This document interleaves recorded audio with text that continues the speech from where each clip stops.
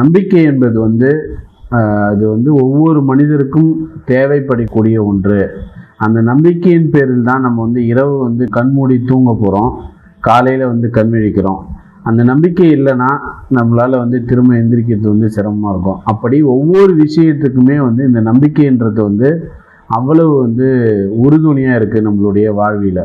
இந்த நம்பிக்கை என்பது கலந்துருக்கு. அப்படி இல்லைன்னா நம்மளால் செயல்படவே முடியாது அப்படின்றத பற்றி தான் விளக்குறாரு.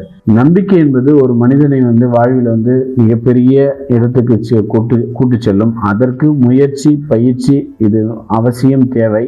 இது இல்லாமல் இருந்தால் நம்பிக்கை வேலை செய்யாது, தன்னம்பிக்கையாகவும் மாறாது. இப்போ அதில் இருக்கும்போது அந்த அதீத நம்பிக்கையும் அவநம்பிக்கையிலேருந்து விடுபடணும், மூட நம்பிக்கையிலேருந்து விடுபடணும், துரோகம் செய்யக்கூடாது, சில விதத்தில் சந்தேக கண்ணோடு இருங்க.